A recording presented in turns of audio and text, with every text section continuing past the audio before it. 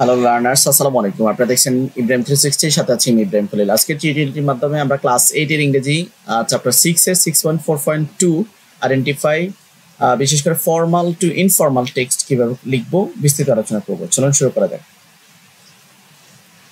এখানে আমাদেরকে বলছে যে রিড দ্য টেক্সট 6.3.5 মানে খালেদ অ্যাসপিরেশন আমাদেরকে পড়তে বলছে।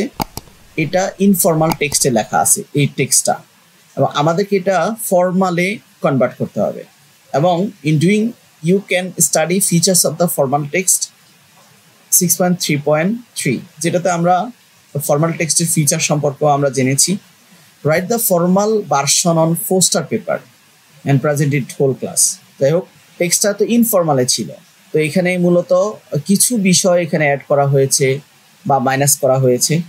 আপনার প্রয়োজনে মিলিয়ে নিতে পারেন বা স্ক্রিনশট দিয়ে নিতে পারেন। এখানেও বাকি অংশ দেয়া আছে। এটা মূলত কিভাবে লেখা হয়েছে, ফর্মাল টেক্সটে লেখা হয়েছে ফার্স্ট পারসন ব্যবহার। আমরা চাইলে সেম কাজটা দ্বিতীয় মানে থার্ড পারসন ব্যবহার করেও লিখতে পারি। ফর্মাল টেক্সট এটা হচ্ছে প্রথম অংশ, এটা হচ্ছে দ্বিতীয় অংশ।